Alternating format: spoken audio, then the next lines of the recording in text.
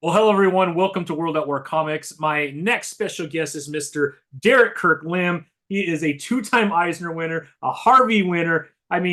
Derek, this is absolutely amazing. As I'm going through your history, Ignatz winner. You've accomplished quite a bit over the last few years, both in movies, obviously, in your writing. It's such a pleasure to meet you at C2E2. Got my issue 2 I was telling you signed, which was a lot of fun. Man, It's I great really meeting you as appreciate you well. coming, man. Thank you for being with me today. No, I appreciate being here. Thank you so much for having me. Yeah, absolutely, man. Well, what I always like to do is if we could kind of go back in time a little bit, Derek, man, I would love to understand where the passion for storytelling came from, where your passion for art came from, if it started at a young age, and then who was some of your influences at that time that got you into this profession? Yeah, ever since I was a kid, I honestly can't remember a time where I wasn't drawing. I'm sure at some point when I was a little baby, I probably wasn't drawing, but I can't remember that time. And I don't know what it is about Illustrated. Or I guess every kid grows up. We all love growing up with, or we all grow up with picture books, right? So there's pictures and words to tell a story. But I think, I guess as we grow older, somehow we're taught that that's not like real storytelling or something, or not mature. But I think smart people like us, we never grow out of that, right?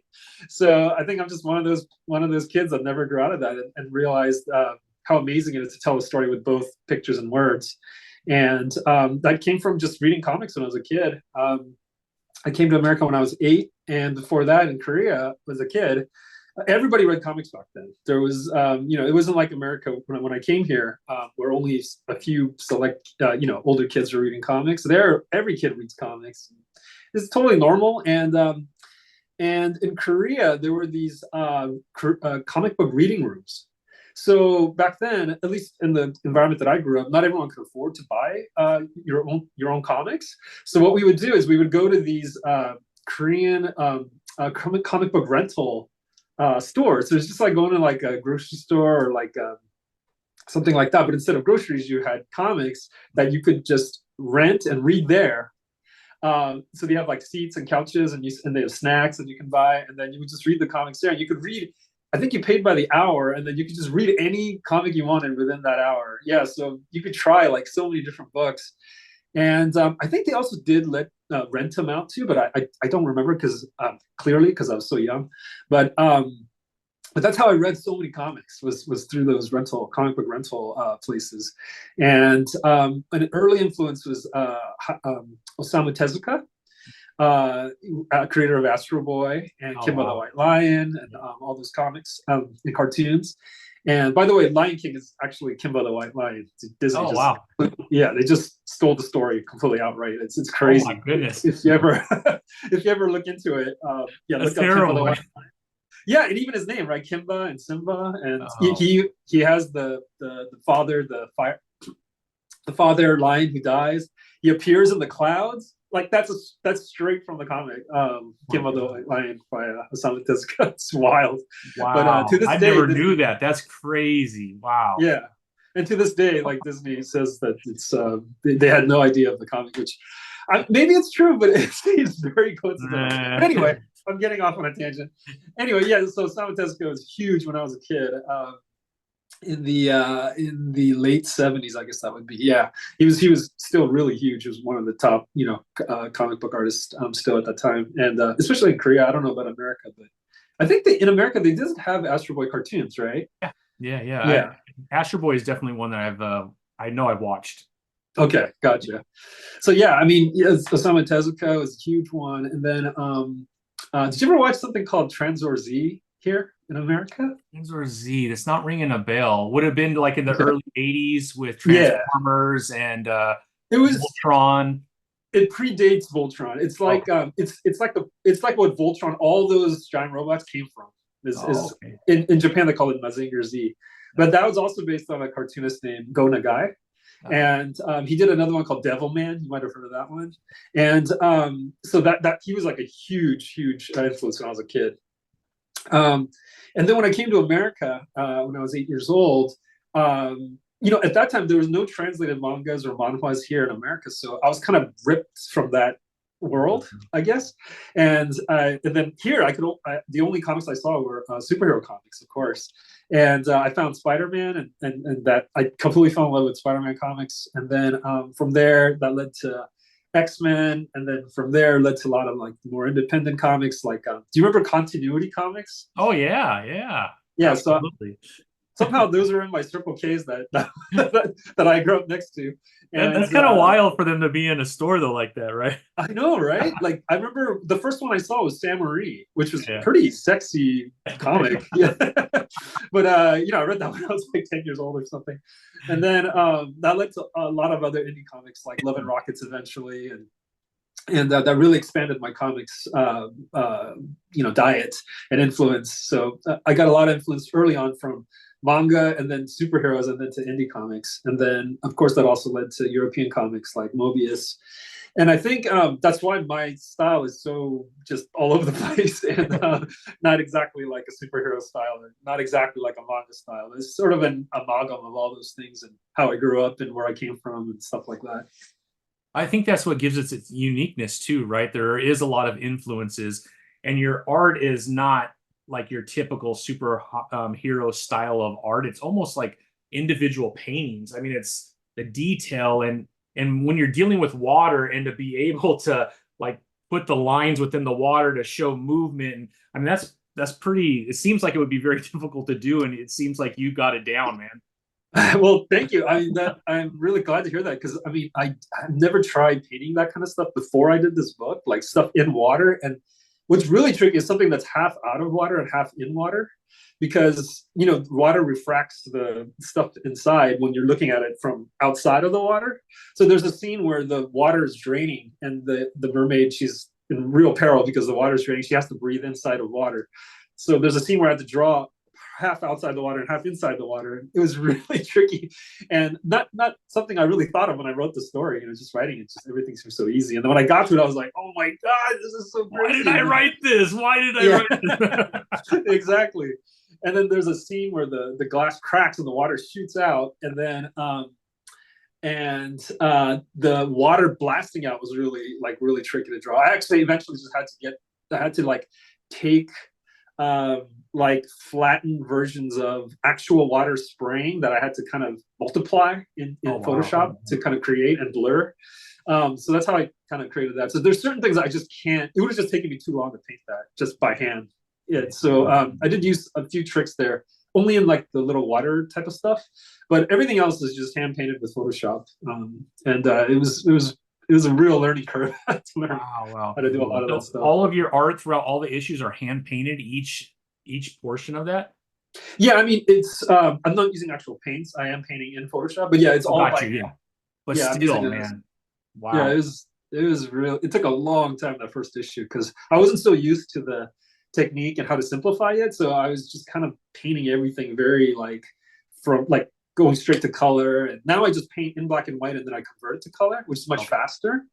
But that was only after like the second issue on, or like middle of maybe the first issue. But in the first half, I was still trying to like figure out how to do it and do it in a fast way. And it took a while to get the hang of it. Now I can get it down to about 2 months per issue.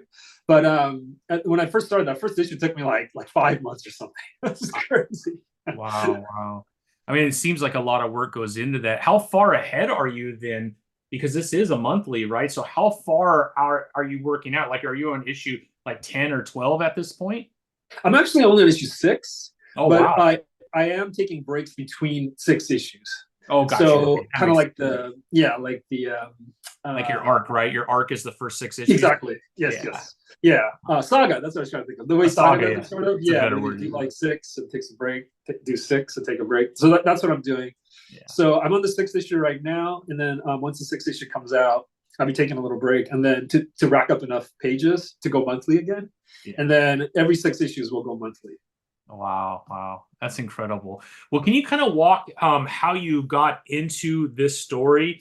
How long have you been sitting on this story? Have you had this in your heart for, I don't know, a few years, and now you're finally putting it to paper? Like, can you kind of walk through where The Last Mermaid kind of came from and how it was born? Yeah. Gosh, it's hard to narrow it down to just like one sentence because it came from so many different areas. Um, the first thing was a long time ago, I saw this documentary about the Amish, and they have this thing called Rumspringa, Hmm. and it's a tradition they have where for 1 year they get to go out into the world and just live like a quote unquote normal person, um, and um, and then after that year they get to come back and they get to decide if they want to be in the Amish life or not. So for 1 year they just get to see the outside world for the first time, and then I don't know why my mind went here, but I was like, oh, what if mermaids had that? What if 1 year they got to go out into the surface world and see our world and see what that's like? And then I thought if they got to do that, maybe they probably need some kind of device. If we're not, going the magical route where they just grow legs, I thought it'd be really cool if maybe they had some kind of suit that had water inside, so they could they could roam around our surface world. And my original story idea was they get 1 night instead of 1 year, so they get 1 night roam around the surface world and they have to go back, and then the next person would use the same suit to go up, and then next night, there'd be another mermaid. So that was my original idea, and it was a short. I was thinking of like a short film, maybe like a short animated film or something.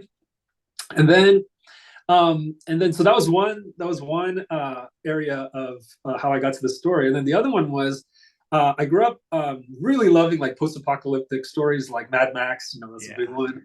I played a role-playing game called Gamma World, which was also a post-apocalyptic world story. But Gamma World was great because it was sort of like Mad Max on steroids. It was like not only was it like post-apocalyptic humans, it was like mutants, it had cyborgs, it had mutated animals, and so I always wanted to do a story like set in that kind of world.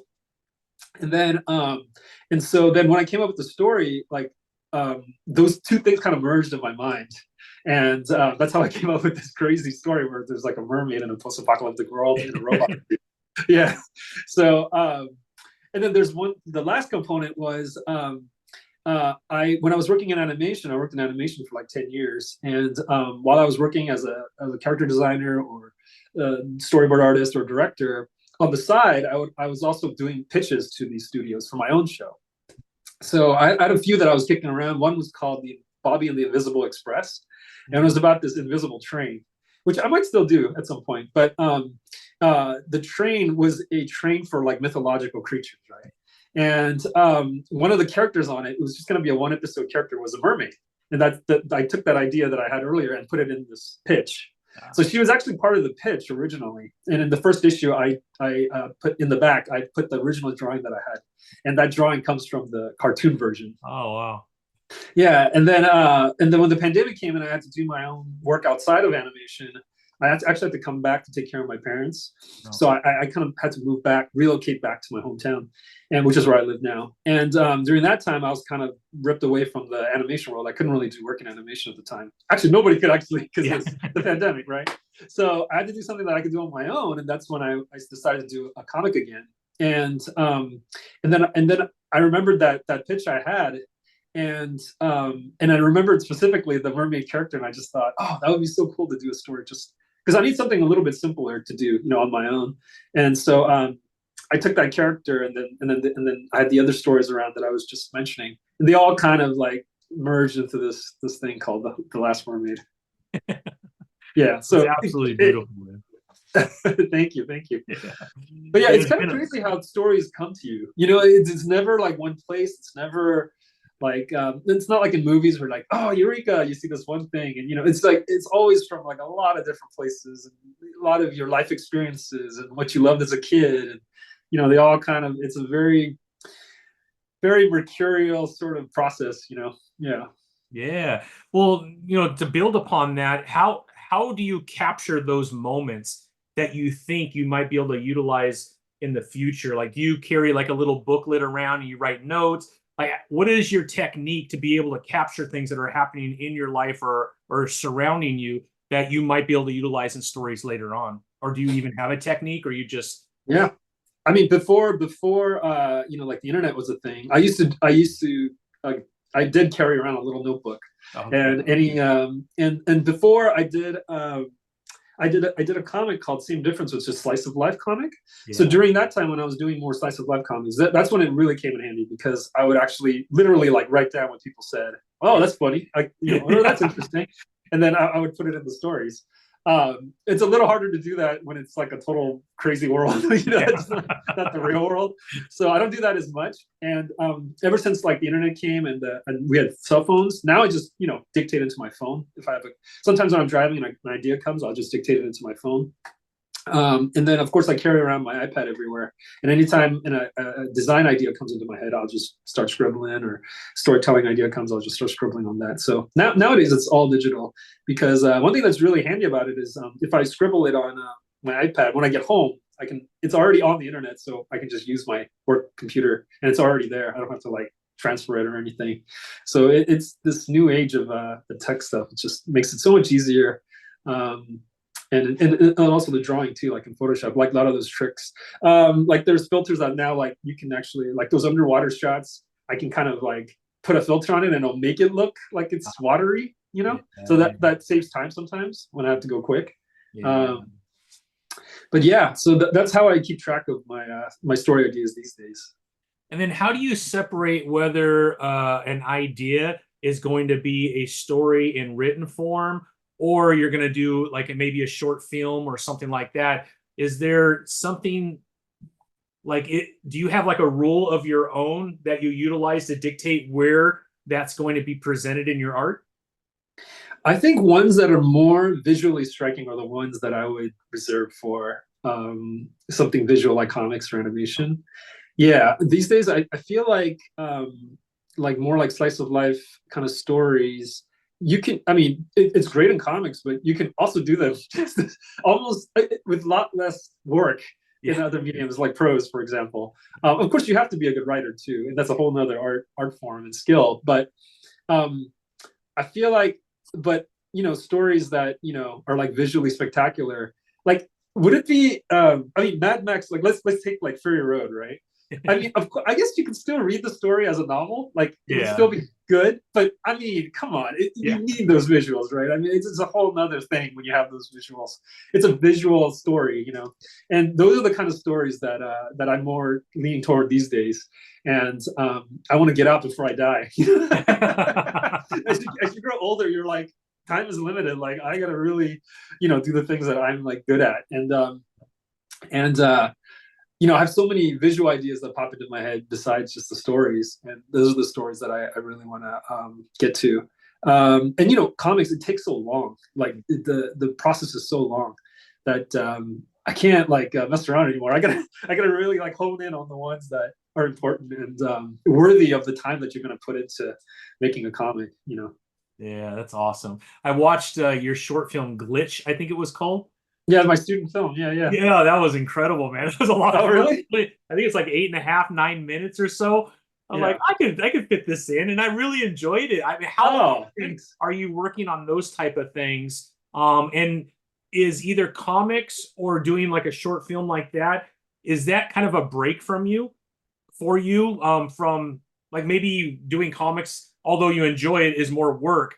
Is there one or the other that is kind of a break for you and you really enjoy it? And sometimes you need to throw one of those in the middle of whatever you're working on just to kind of get through the day?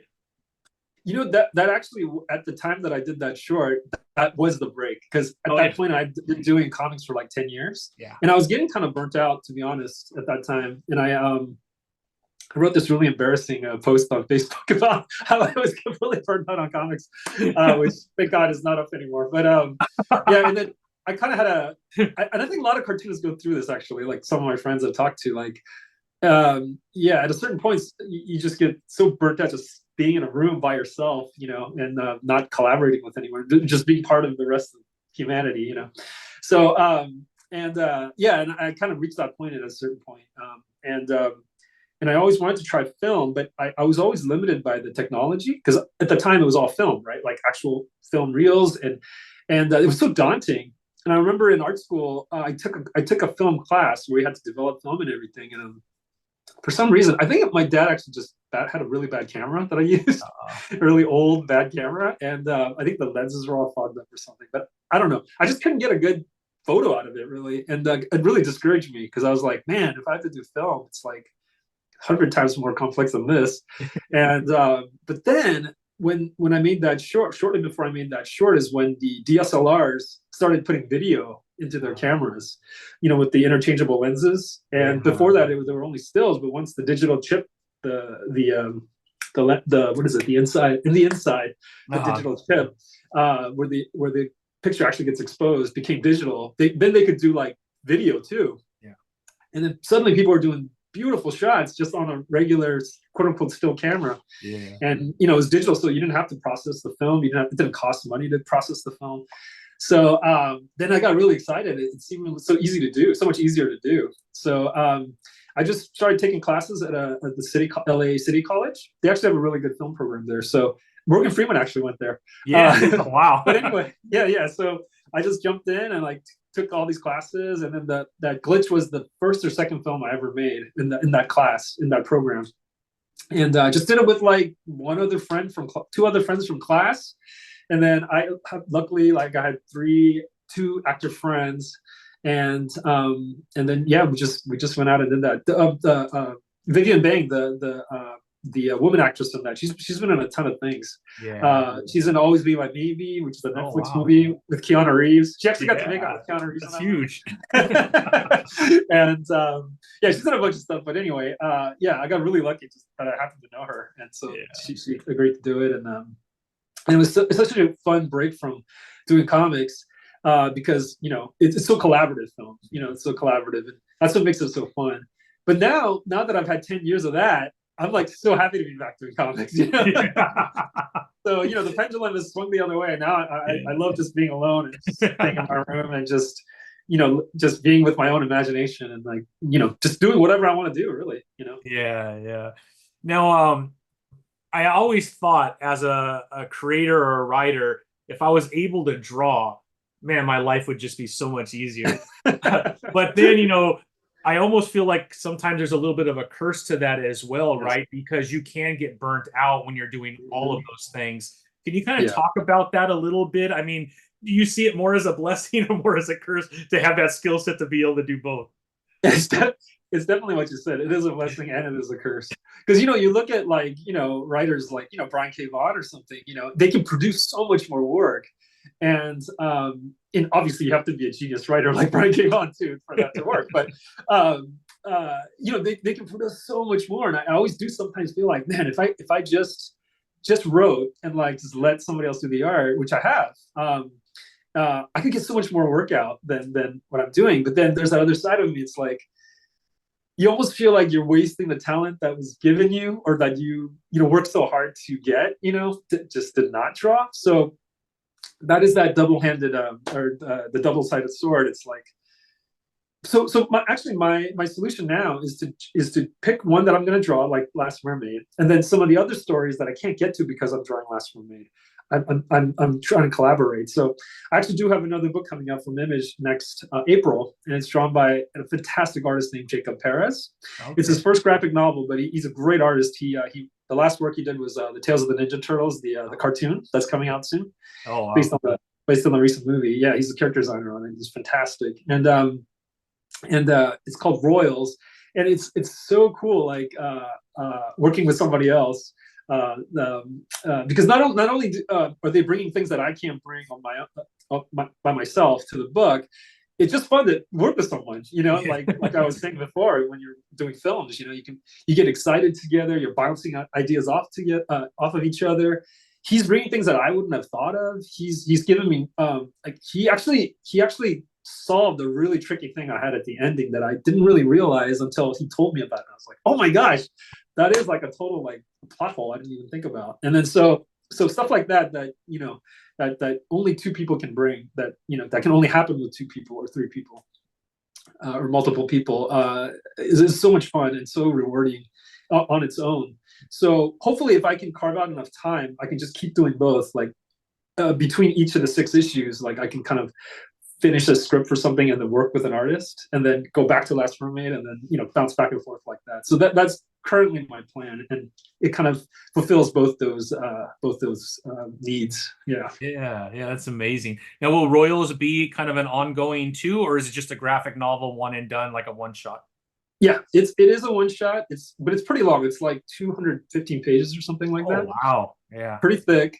But it's one long story, and it is self-contained. But if it turns out to be very popular, I do have stories that can further the characters.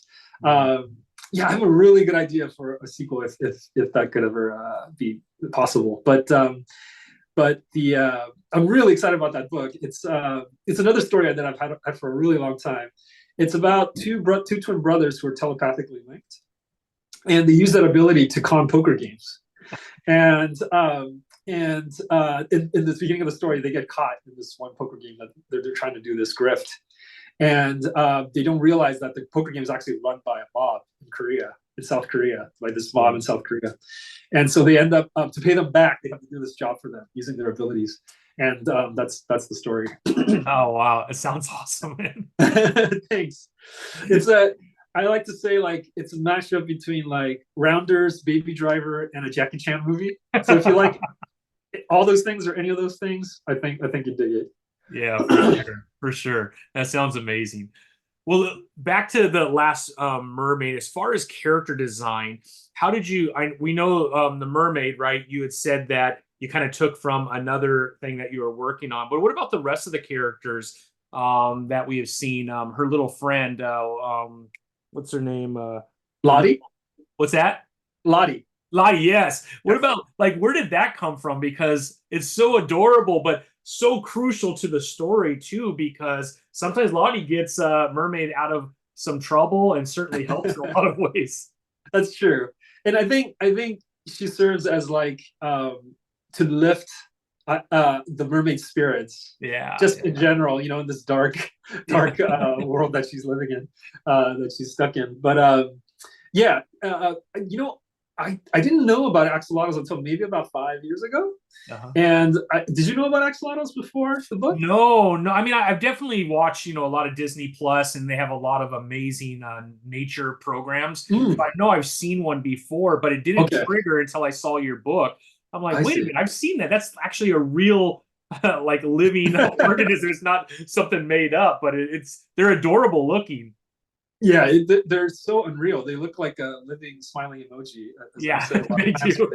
Yeah. And it's just unreal because they're kind of like fixed with a smile. Yeah. Yeah. So, but yeah, I say like with you, I discovered it, I think, on YouTube just randomly. Yeah, it was just popped up in my algorithm somehow. And I just remember seeing it going, this is the most adorable animal I've ever seen. And how has it not ever been in any kind of, like pop culture, phenomenon, like Harry Potter or, any of those things. I was just surprised that no one had ever used it in anything. So, and I've always loved like animal sidekicks. Like, for example, in Nausicaa, I don't know if you've ever seen that movie Nausicaa, but she has a little squirrel animal. Oh yeah, it's a Ghibli film.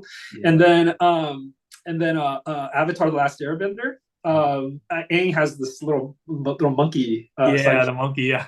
Yeah.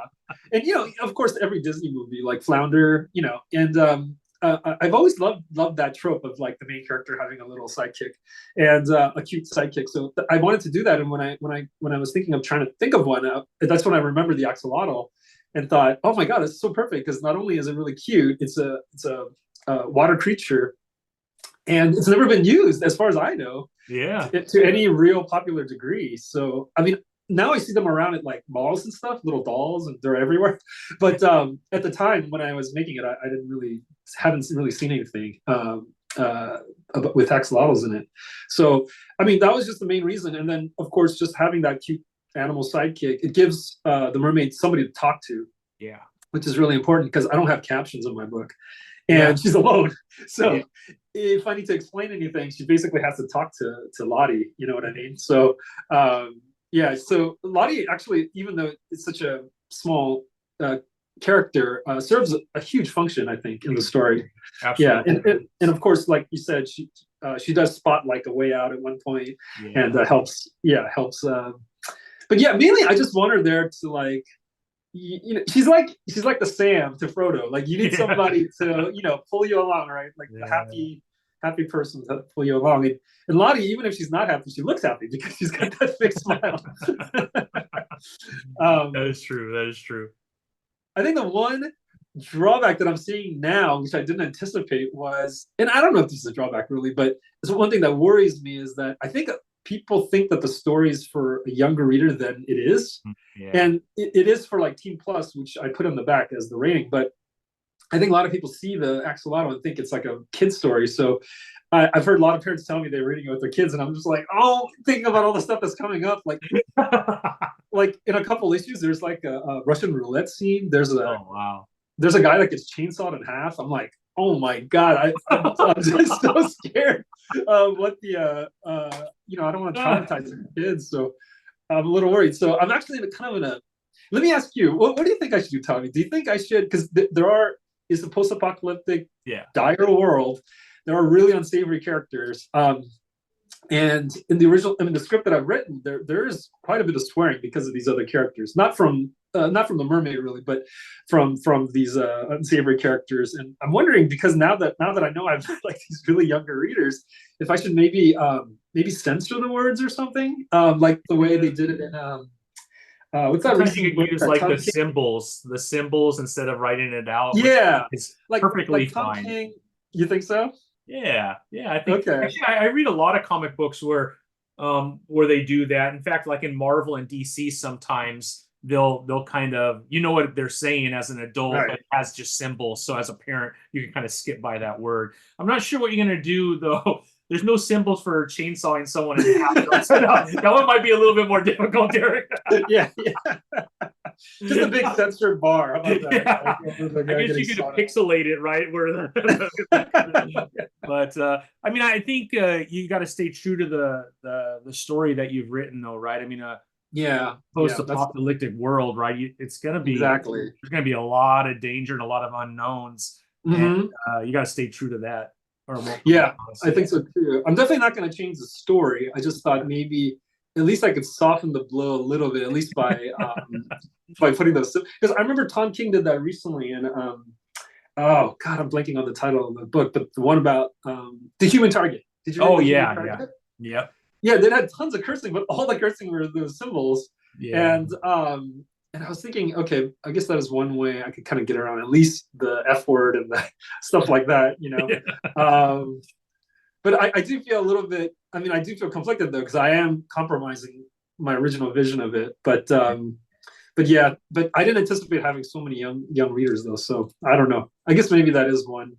I mean, the first two issues I'm trying to think, I mean, are fairly mild, right? You're kind Yeah, of laying the there's nothing. foundation. So I could Yeah, see as a parent, especially when you have a cover that kind of looks like this. I I mean, this know. is very attractive. This is something that you would see like in the kids section of Barnes and Noble. Right, exactly. I'm So falling on my own petard on yeah, that. yeah, kind of, like I'm not saying that you're the issue, Derek, but you kind of made it very cute. Oh So yeah, yeah. I shot my own foot in the foot, my own self in the foot for sure.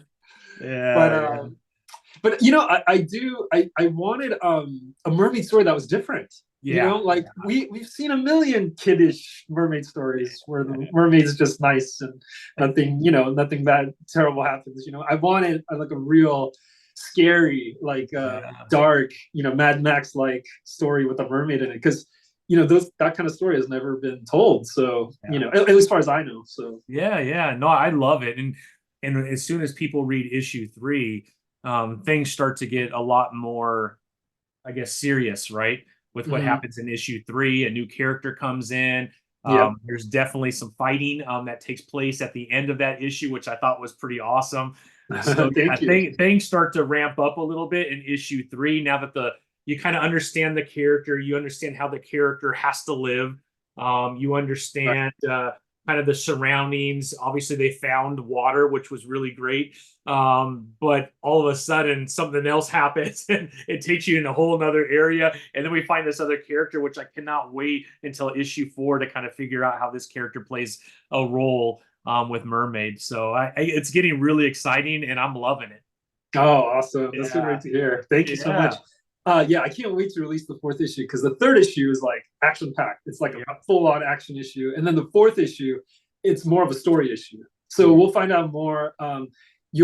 We'll actually find out why she's a part of why she's out here risking her life. Yeah, in the fourth issue. So I'm chopping at the bit to get to that one and see what people think. Yeah, a lot more about that mysterious character as well. So. Oh, that's great. And then can you kind of talk about how you've chosen, like you mentioned, you don't use captions. Can you kind of talk about why you chose that process? Because I think it worked well. You, with your artistic ability, the story's being told, so you don't need a whole lot of direction when you're, going through the book. But there's a few comics out there that have done that. And I wanted to understand why you wanted to go in that direction, because I think that's pretty unique for this book as well. Oh, awesome! Thank you. The main reason for me was I wanted a real visual story. To go back to Mad Max again, Fury Road, I heard or I saw a documentary or making a video about how they made the movie, and they didn't actually write a script with that one. They just wrote it in storyboards. Oh wow! Yeah, so it was completely visually told, and if Fury Road was a comic, it would be another comic like Last Mermaid, where it would have no captions, right? It would just be completely visual. And the last comic I did before I went into animation was this 2-book series called Toon, but it was supposed to be a 4-book series, and it didn't sell well enough that I could finish the story, and it really bummed me out. And I think one of the problems was it was too wordy. So that one was the opposite. It was like I wanted to do. I'm always trying to like kind of push the medium a little bit, and what I wanted to do with that one was a hybrid of like a novel and a comic. So it had a lot of captions, but the captions didn't duplicate the image. So like the image would be a different kind of image to what his narration was, but the images would add to what he was saying, his narration was. And then, but it just didn't work. I'll completely take the fault on that one. It's just comics are a visual medium, I think, and they work best when it's told visually, I think. Yeah. And when I do read back on Toon, because I'm the author, it's interesting enough for me to read it, but looking at it like with fresh eyes, I could see how daunting it would be, like to see all this text and then to try to get into it. When somebody picks up a book, they don't know what my intentions were, that I'm trying to make a hybrid novel or you just see a comic and like you want to read it or not, right? So and so I wanted to do the opposite of what I did with that. And I wanted to have a lot of breathing space, and I wanted to luxuriate in the moment. Like if it's important that she has to blink in this one scene, like I wanted to show it, if she raises an eyebrow, that indicates something in a conversation, I wanted to show it. Like I didn't want to skip over those kind of moments. And so it was kind of a reaction to my own work, my previous book. So yeah, it was more I wanted to see if I could do it too. That was another thing, because it's more tricky to do it the way I'm doing it now, and it takes more panels. And I think another influence for that was manga, because manga, one, like if you read like Slam Dunk, like one, pass to another, player could be like 3 pages. Just think, oh my God, should I pass this? Should I pass it to him? Like, and then the sweat, and then the speed lines or whatever. And I think that's why like people love manga so much, and why it's such a popular way to tell a story is because people think it's just like big eyes, but there's nothing to do with that. It's because they put you in the story, and when you flip the pages, it's like a rhythmic kind of thing, because you're just going through it so fast, And it is difficult for an American comic because, we come out monthly, and the page limit is only 22 or 20 or like 32 at the maximum. So I understand why it's not told like that in American comics, but I did want to at least try to replicate that a little bit, to be felt more like you're inside the story and not just being told the story. So that was another big influence for the storytelling. Yeah, that makes a lot of sense, because pacing is so crucial in any kind of storytelling. And I think visually, the way that your comic, the pacing in it is just, I think it's perfect. Like as you're going through it, man, and then you could really dive into the emotion. So the artwork is really telling such an important part of that story that I found myself really enjoying it. And you could get through it. Some comics you're like, it's daunting, right? You want to get to the end. You're like, man, I don't know if I can Yeah, do anymore. I might have to take a break in the middle of this. But I exactly. love that I could get through it, and then you feel something. There's emotion added to it. Yeah, I mean, all those things come across even without as many words, and I think that's fabulous when you're able to do that. I think it's very difficult to do that, and you seem Oh, to be able to do it. well, thank you. I'm so glad it's working for you. That Yeah, that was a big thing. I just don't want it to be a slog. I want it to be a yeah, fun read and like you can just dive right in. That's yeah. why I'm kind of like I'm I've been saying like I wanted like a snowball effect to the story. So not only in the story itself, because it starts with a single character, right? All you see is a totally isolated world, one single you zone on one single character, and then slowly like characters get added, and then the story expands and expands like a balloon until it Yeah. pops. I hope. And so that's I also want to do that with the storytelling too. So there's like barely any dialogue at the beginning, and then slowly, like I want the words to come out, and then so by that point, I think it'll ramp up so that you don't feel like so daunted when you get in, and then when the words do come, you'll welcome the words because Yeah. you've been missing the words, right? So that's kind of like what the fourth issue is. I think we'll finally get some dialogue because we have another speaking character. You get a little bit in three, right? Toward the end, I think of three, I remember that Yeah. there is some dialogue there, obviously from Lodi and the mermaid, but then this third character and wondering who this Mm-hmm. third character is, and Yes. is it a threat? Is this someone who's going to help? Like, there's a lot of Mm-hmm. unknowns as you get to the end of issue three. That issue four, I hope, is going to explain some of that because Yes. I don't like to know what the hell's going on here, man. Because the character looks incredible, man. Just Oh, it looks amazing. Yeah. thanks.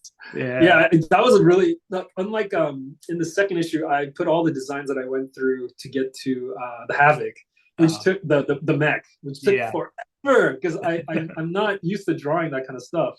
Yeah. I've consumed a lot of it, like Gundam and Transfer Z and all that, but I've never tried drawing it really since I was a kid. Yeah. So it took me forever to get to the actual design that I could use. But that character like came out like that. I mean, like Yeah. literally, I think the first or second drawing I ever did of that character was the one that I ended up using. Really. The helmet took up forever to figure out. I did a lot of versions of the helmet, but the rest of him, the way he looks like under the helmet and everything, yeah, it came out like that. Like it was so fast. Which in the fifth issue, I'm going to be putting my initial concepts of him into. But yeah, that one came out really fast, and really happy with the way that came out. Yeah, that's awesome, man.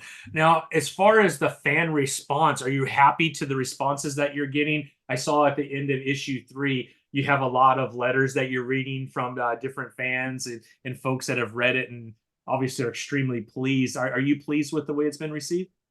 Oh yeah, I can't complain. I mean, it's to be honest, after the last book that I did, the one that I couldn't finish, so I was kind of in this kind of vulnerable place where, oh man, am I gonna have another, like flop on my hands or whatever, right? So I was very nervous going into the release. So just to, any now it's like any because like I started out with my first graphic novel, which did get a lot of praise, and that's where I got all the awards, right? Yeah. And then I went to this like kind of second chapter where like I just kind of just didn't do that well with my later books, and then I did animation, which was really fun, and then I'm coming back into comics after that quote unquote failure from my comics time. So I was just nervous that it might happen again. So now after that dark period, like now it's like even like the smallest positive response, I'm like so over the moon. Yeah. So and the reaction has been really really positive so far.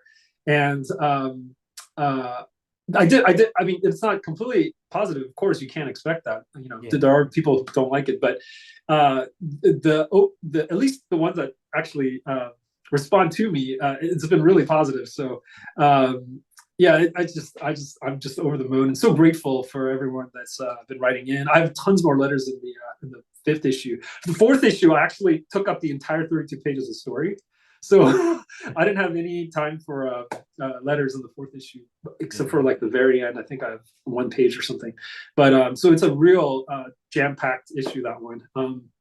But I have a lot more letters and even fan art in the fifth one. So there've been a little fan art trickling in too. So it's just really exciting. And I just never thought I'd have a book that would inspire that kind of, like fan art or stuff like that. So That's it's so cool. it's been really exciting. Yeah, and people like you asking to talk to me. It's amazing. So Yeah, no, I was so excited to see you at C2E2 when I turned that corner. I'm like, ah, Derek, man, I love this comic, man. So I was glad I was able uh, to see you and be able to get a signed issue too, man. I was very excited about that. Um, thanks, man. can you talk about being a creator? Because you have done a lot, both on the animation side, film, and then on comics. Can you kind of talk about being a creator and that vulnerability?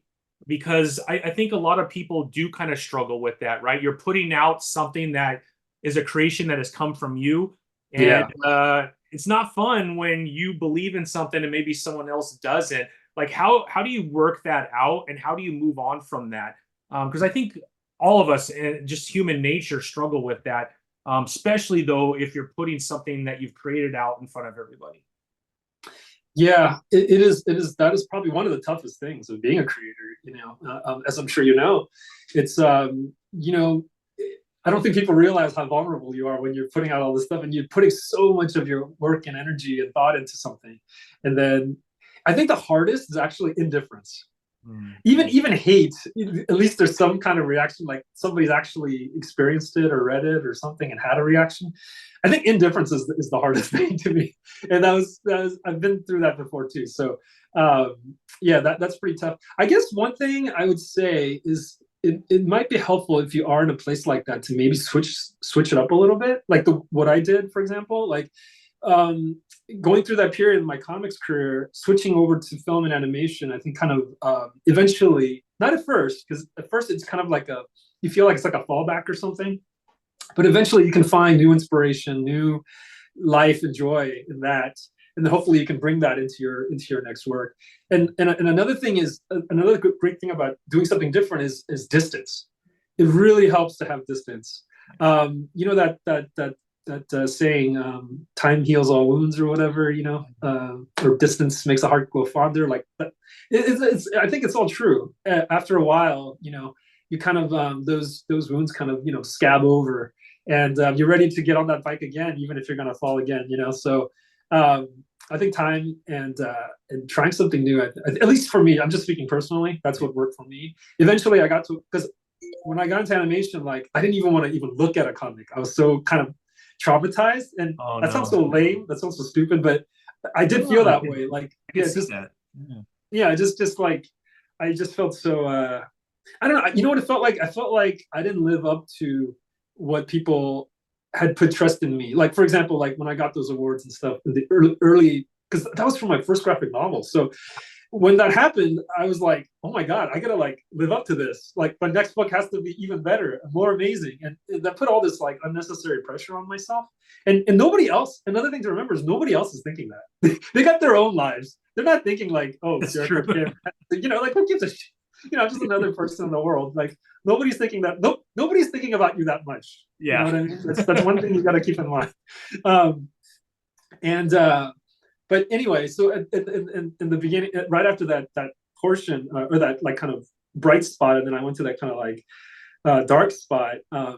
That's kind of what I was going through. But then once I had some distance, and also another thing was in animation, I met so many new people, that I hadn't met before, and meeting all these new people and seeing their art puts yourself in perspective. Like I'm not. Who cares? It's just everyone's making great art. You're not the end of the world. You're not the. Yeah, whatever. But anyway, so that was another thing to put yourself in perspective too. Like there's so many amazing artists in the world, and so many artists that are better than you. So don't get too up in your head about it. And then yeah, so yeah, that's what worked for me. But everyone's different. I don't know what works for other people. Maybe like therapy or something that might be really good. Having family around you actually is really important, especially in a dark period. That actually I think is the most important thing when you're in a dark time, is just don't be alone. Don't be Yeah. alone. Yeah. Well, I'm glad that you got back on the bike. Because of that, we have the Last Mermaid, and we wouldn't have had that maybe if you didn't get on the bike again. I'm glad you kept the Yeah. bike. it You didn't throw the bike out, right? it was pretty rusty, but I'm oiling it up and buffing it up now. Yeah. Well, I mean, The Last Mermaid has been a lot of fun, Derek. I can't tell you how much I appreciate getting to meet you and getting my comic signed by you at Oh, C2E2. That was a lot well, of fun, man. I'm really enjoying it. Can you kind of let fans know how they could follow you on social, and then maybe just walk through any other Comic Cons that you might be doing over the next couple months? yeah, for sure. So I'm on Instagram and Threads. I'm still trying to get used to Threads. I haven't been using it much, but I'm pretty active on Instagram, and it's just my name at Derek Kirk Kim. And I'll be the next con I'll be doing will be Denver Fan Expo Denver, I Oh, believe. okay. Yeah. Let me see real quick. I believe that's next month. Yeah. Oh no. Okay. So it's July. So July 4th, I'll be at Denver, and then July 25th, I'll be at San Diego Comic Con, Oh, which I'm really cool. excited about. I'm going to be on 3 panels at that one, so Oh, super wow. excited for that. And then after that, I'm going to New York Comic Con in October. Nice. So I'll have a table there. I won't have a table in San Diego, unfortunately, You'll just be but I walking, or will. you'll be at the Image booth? If Image has a booth, I'll definitely be there. But they haven't had, at least in my time that I've started with Image, they haven't had any tables at a convention so far. No, yeah. So I think I don't know if Todd is the that's, only one. That's not considered maybe an Image, but a Spawn booth yeah. last year, Oh, which they did. Todd had his own booth. yeah, but it Okay, was nice. just Spawn stuff. It wasn't any Right. Yeah. the I Image. mean, if I had Todd's money, I would have my own booth too. But, Hey, all of us, right? We'd all have our own booths just for the heck of it. Yeah, yeah, I think he's doing exactly. all right. I think he's doing all right. Yeah, yeah. Yeah, that guy's amazing. Incredible. Yeah. Um, so, oh, and I wish I could go to CXC, which is in September, but I haven't been accepted yet. So I did apply to get into CXC, but I haven't been approved. So I don't know if I'm going to be at that one, but I would love to go to that one as well. Where are you located? I live near Palm Springs. Oh wow, okay, Yeah. Are gotcha. you in LA? I'm in San Francisco. Oh, San Francisco. Okay, yeah. What about LA Comic Con at the end of the year? I think that's the last con of the year. You think you'll do anything like that? I might try. I Yeah. last year I applied, but I didn't get in. So, Oh, but okay. maybe this year they'll let me in. I'm not sure, but if they let me in, yeah, he happens to Comic Con. Yeah, but I was just in Palm Springs recently. I was driving through there to get to the New Orleans Comic Con. I drove like across the You country. drove to the New Orleans Comic Con? Yeah, yeah, Fan Wow. Expo. It's Yeah, like I just 10 wanted to. days. Yeah, I never done it, so I wanted to try. And Cool. man, never drive through Texas. Yeah. Never. It's It's so long and so boring. it's so long and boring, and oh my gosh, it started like I got frost like while I was driving back, and Oh, wow. the frost was so intense, my wipers wouldn't work. Oh, So no. every 5 minutes, I had to pull over on the shoulder, pour water on my windshield, and then keep driving. And another 5 minutes, it would freeze up instantly. Oh my god, it really felt like I was living my Mad Max story. It was crazy.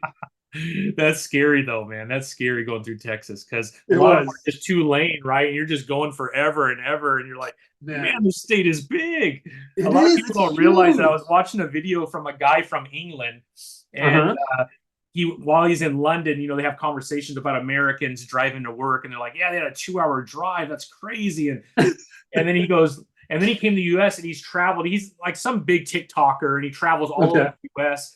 And he had to go back to England. He said, you have to realize this. You could go from east to west in England in 2 hours and you'll be out of Wow. the country, right? You could go Yeah. from north to south and it'd take you 4.5, 5 hours. Oh my Go gosh. from the tip of Texas to Oklahoma is 11 to 12 hours driving. So just so you know, when people say 2 hours is not a big deal, that's because that's a normal drive for them. 2 hours for you is going across the Yeah. country, right? So yeah, Texas is huge, man. And That really puts it in perspective. That yeah, really puts it in perspective, man. Yeah, that I'm never doing that again. Like, yeah, I'm yeah, glad I did it. I'm glad I saw that part of the country, but I yeah, didn't realize that Texas, the only things that are in Texas is on the left and on the right. yeah. Middle is just this literally like a Mad Max wasteland. Yeah, I'm never gonna do that again. Yeah, yeah. That's a tough drive. My son lives in Texas, so we go down there quite a bit. And I've Oh, taken a couple of drives, and it's a gotcha. boring drive. You need someone in the car with you because if you fall, Yeah, you could get in trouble. Yeah. I did it alone. So yeah, Yeah. it was the boringest, yeah, longest drive I've ever done in my life. Oh But it was man. fun going through Palm Springs. So that was Yeah, fun. yeah, yeah. I'd never If you been ever to Palm come Springs through either. again, let me know, man. I'll get you lunch. Oh, for sure. That would be great. That would We be have a awesome. really cool comic store here. I live in Hemet. which is a small little town near Palm Springs. I say Palm Okay. Springs, it is, but Okay. yeah, man, Palm Springs is pretty awesome. Yeah, it was a lot of fun. That part of the trip was really fun. Yeah. Yeah, yeah. Well, Derek, I can't tell you how much I appreciate you spending some time with me today, man. It's such a pleasure to get to know you. I'm You hoping too. maybe we could do this again once issue Yeah. 6 is over, and then Yeah. we can talk about spoilers and all that since it'll be Yes. out in the world. But it'd be I would fun. love I that. cannot wait for issue 4, 5, and 6 to see this first arc. But it's getting super, super intense, which I'm digging it, man. Awesome. I'm over the moon to hear that, Tommy. And it's great to meet you too. Yeah. Yeah, I really appreciate it. We'll make sure we post this everywhere. I'll copy you, Derek, on all the posts. But man, thank you so much for coming on today. I can't tell you how much I appreciate it, and I hope you have an amazing weekend coming up, my friend. Thank you. I appreciate you having me. Thank you so Absolutely. much. Really appreciate it. Yeah. Talk soon, Derek. Thank you again. Thank you.